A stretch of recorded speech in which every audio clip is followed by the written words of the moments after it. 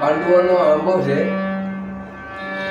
પાંડવો નીતિવાન ને ધર્મિષ્ઠ લોકો હતા અને કૌરવો જરા સરળ કપટીવાળા હતા. અને હકીકતમાં બધું જે 84,000 દેશના જે રજવાડું હતું હસ્તિનાપુરનું, એ પાંડુ રાજાએ યુદ્ધ કરીને જીતીને લાવેલા. અને પાંડુ રાજાને બ્રહ્મહત્યા લાગેલી એટલે એ યાત્રા કરવા નીકળી ગયા. પછી રજવાડું રેડું ન રહે એટલા માટે ભીષ્મ પિતાએ ધૃષ્ટરાષ્ટ્રને ગાદી એ બેસાડ્યો, રાજ્ય ગાદી વગરનું ન રહે એટલા માટે. તો પછી એ પોતે ધણી થઈ ગયો અને પાંડુ રાજા બચારા મૃત્યુ પામી ગયા. એટલા પછી એ પાંડવોને રાજા આપવાનો નહોતો ભાગ આ લોકોને, એટલે એને મારી નાખવા માટે સરળ કપટ કેટલાય એ લોકો કર્યા. પણ પાંડવો ધર્મિષ્ઠ હતા અને નીતિવાન હતા એટલે ભગવાને એને વાંધો ન આવવા દીધો અને સત્યવાદી હતા પાંડવો એટલે એનું સત્ય રાખ્યું. તો પછી હવે આમ કાંઈ કૌરવ લોકો પાંડવોને પહોંચી શકે એમ નતા યુદ્ધ કરીને લડાઈમાં. આમ એટલે કાળા કામા કરીને મરવી નાખો, બધા ઘણા ખીલ ખેલ્યા, બધો કાંઈ મેળ આવ્યો નહીં. પછી શકુની મામા કહે કે હવે આપણે એને આ રીતે મારી નાખીએ, એને કોઈ બ્રાહ્મણનો હરાપ લાગે ને તો કે એનો મૃત્યુ થાય, હરાપ લાગે તો. પછી કે હવે કેમ કરું? પછી આ લોકો સરળ કપટ કરીને દુર્વાસા ઋષિને બોલાવે છે ને દુર્વાસા ઋષિને શેકેલી ગોટલી અને શેકેલા જવ આપે. અને પછી વાતમાં તે વસન લઈ લે અને પછી કહે જો પાંડવો તમારા હાસા હોય તો આ જવની રોટલી બનાવે અને આ ગોટલીનો આંબો ઉગાડીને એનો તમને હ પૂરીને ખવડાવે તો એ હાસા સચવા દે, નહીં તમારે એને હરાપ આપવો પડે. એટલે પછી દુર્વાસા ઋષિ બધું જાણતું હતું. દુર્વાસા ઋષિને પસંદ નહોતું આ જવાનું, પણ હવે તોય દુર્વાસા ઋષિને ત્યાં મોકલે છે આ લોકો. એટલે પછી દુર્વાસા ઋષિ જાય છે ને પછી દુર્વાસા ઋષિ આ આપે છે શેકેલી ગોઠલીને જવ અને એને કહે ભાઈ તમે 5 ઘડીમાં આનો આંબોળો પકડાવો, મારે એના ફરાળ કરવાના છે અને હું નિત્ય નાવા જાઉં છું. નાઈને આવું ને ત્યાં તમારા રસ રોટલીને પૂરી ચાર કરજો, મારે ફરાર કરવાનો છે અને જો તમે નહીં કરો તો હું તમને હરાપ આપી દઈશ. એટલે પછી પાંડવો લોકો મૂંઝાણા ભાઈ હવે આપણે શું કરવું આમાં? તો કે હવે આનું તો કે દુર્વાસા ઋષિ સ્નાન કરવા વૈયા ગયા. પછી ધર્મરાજાને બધા પાછી ભાઈઓ માતાજી બધા ભેગા છે કે ભાઈ હવે આનો આ ઉગે કેવી રીતે? આ તો કે ઉગે નહીં. પછી ભીમને કંઈક ભાઈ તું ચાર લાકડા લઈ આય અને આપણે હવે બળી બધા મરી જઈએ અને તે સિવાય કે આપણો કાંઈ છૂટકો નથી. પછી કુંતાજી માતાને આકાશવાણી છે, આકાશવાણી એટલે એને હૃદયમાં ભાવ આવ્યો છે. ભગવાને એવી એને પ્રેરણા આપી કે નહીં ભાઈ આપણે કાંઈ કોઈ જીવનમાં ખોટું કર્મ કર્યું નથી અને ભગવાન આપણી લાજ રાખીએ. આપણે પોતપોતાના જે સત્કર્મ આપણે જે સારા કર્મો કર્યા છે ને એને આપણે યાદ કરીએ ને ભગવાનને પ્રાર્થના કરીએ એટલે ભગવાને આપણી લાજ રાખીએ. એટલે પછી આ રીતે કુંતાજી માતા પહેલાં કહે કે ભાઈ અર્જુન ભીમને કે બીજું ભીમ ખાડો ખોદ જમીનમાં અને ખાડો ખોડીને કુંતા માતાએ ગોટલી વાવે હરિ ભગવાનનું નામ ધરીને લઈ કે હે ભગવાન, હે મુરારી, મેં જો મારા જીવનમાં પાછી મારા અને મારી શોખના 3 મારા દીકરા 2 મારી શોખના દીકરા, માતૃના દીકરા, એ જો પાછીને મેં એક કરીને જાણ્યા હોય તો આંબો ઉગરે મોરારી. એટલે કુંતાજી માતા એવી પ્રાર્થના કરીને આંબાને પાણી રેડે છે. ત્યાં જમીનમાંથી પછી સફેદ કોટો આંબાનો નીકળી જાય છે. એટલે પછી પાંડવો લોકો બધા હરખાઈ ગયા કે નહીં જરૂર આપણી ભગવાન લાજ રાખીએ. પછી ધર્મરાજાને કહે ભાઈ ધર્મરાજા હવે તું દીકરા આંબાને ભગવાનને પ્રાર્થના કરે. તો પછી ધર્મરાજા પ્રાર્થના કરે કે હે ભગવાન, મેં તો મારા જીવનમાં ક્યારેય ખોટું ન બોલ્યો હોય તો આંબે પાંદડા આવી જાય. એટલે પછી ધર્મરાજે પહેલાં પ્રાર્થના કરીએ હે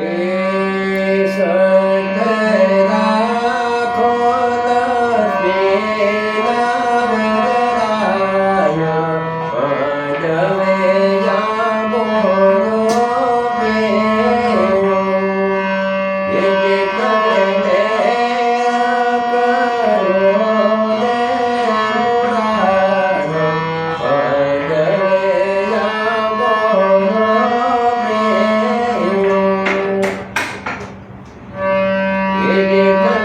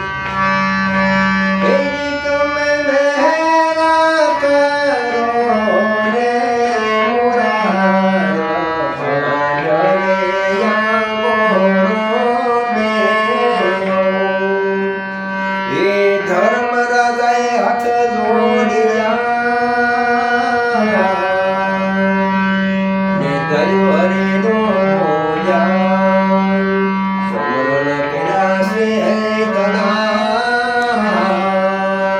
ત્યાં થયા બે આવ્યા છે રાધા પાનો પાંડવે યામોનો ગયો ત્યાં તો યામે આવ્યા છે રાધા પાનો પાંડવે યામોનો ગયો પાંડવે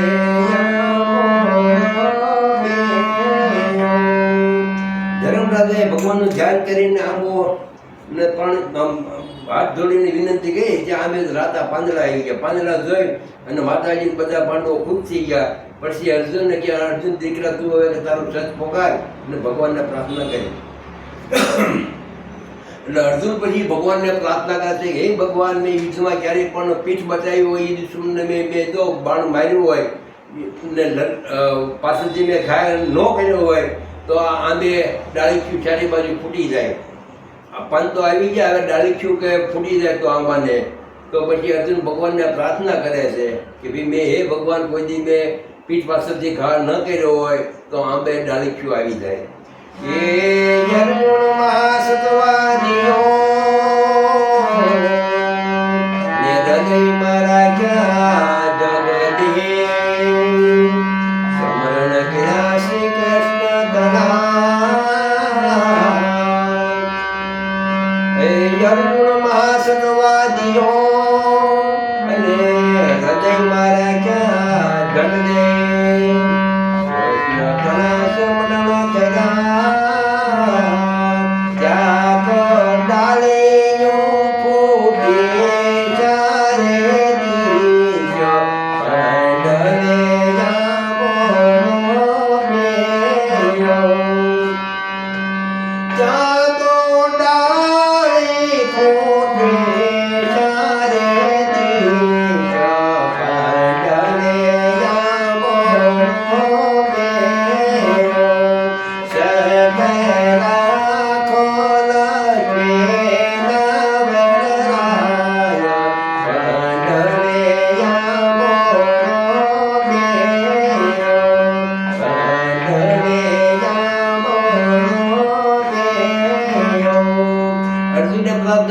ચારે કોર બધી આંબાની ડાળીખ્યું આવી ગઈ, ફૂટી ગઈ ચારે દિશા ઉપર.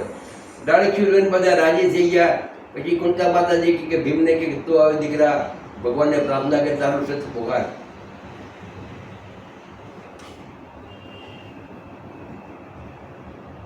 પછી ભીમ ભગવાનને પ્રાર્થના કરે છે હે ભગવાન મેં જો અત્યાર સુધી મારા જીવનમાં ક્યારેય મેં અન્નની નિંદા ન કરી હોય તો આંબે રૂડો મોર આવી જાય.